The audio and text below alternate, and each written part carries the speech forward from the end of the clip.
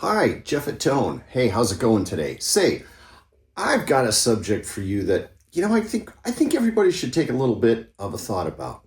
Here's the hardest part of hi-fi.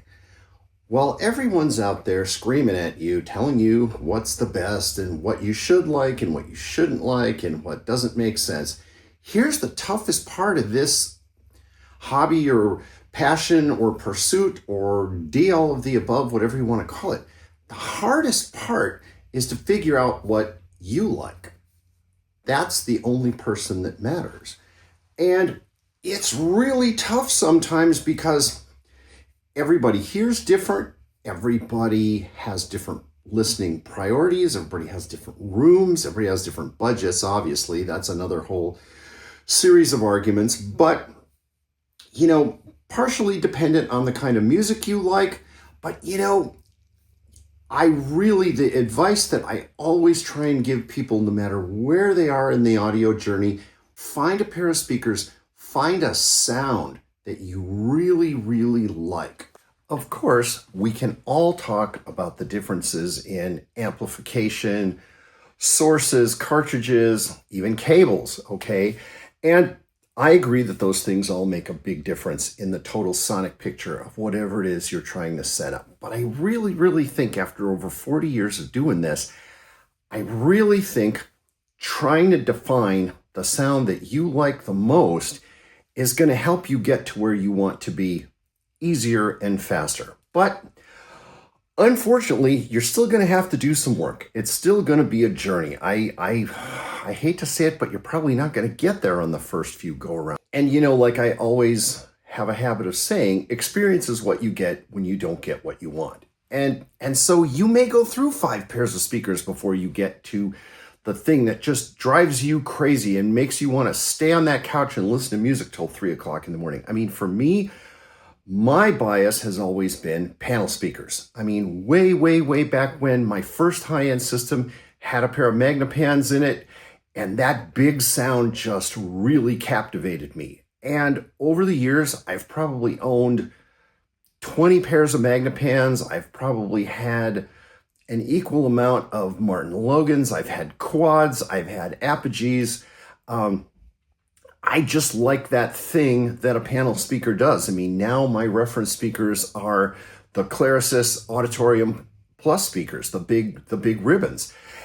But that might not be for you. And that's often where the disconnect comes in reviews and you, because I look at speakers almost more as works of art. Okay, some people like Andy Warhol, some people like the French Impressionists, other people like Norman Rockwell, other people like God knows what. Okay, but it's about if you reframe speaker design as the speaker designer's interpretation of what music should sound like, that might make it easier.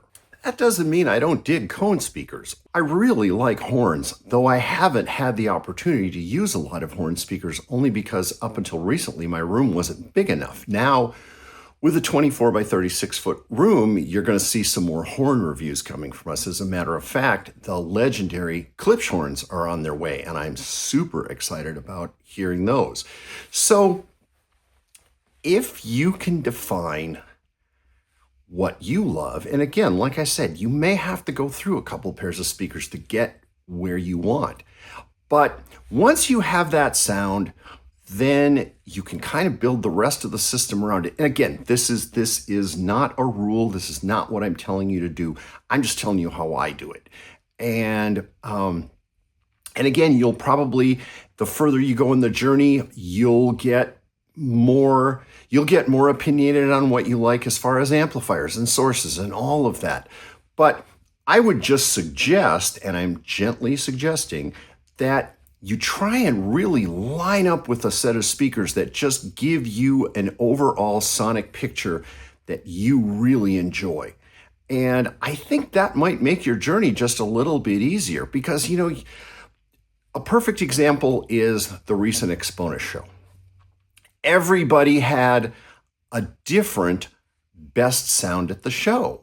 Now, if there was one universal truth, everybody would have agreed on what the best sound of the show was.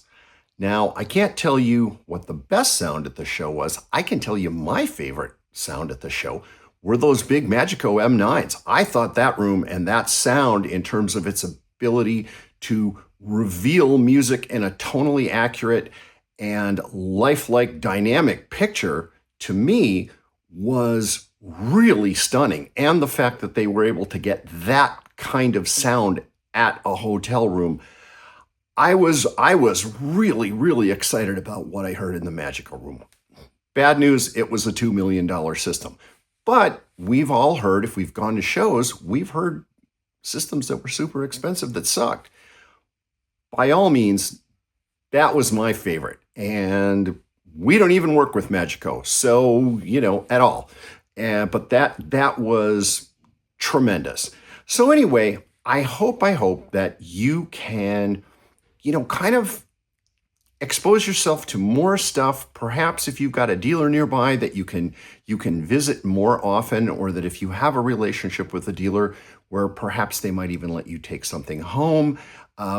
There's a number of online vendors, a couple like Music Direct, where you can buy something and you've got 30 days to return it if you don't like it. Be careful with it so you don't get charged a restock fee.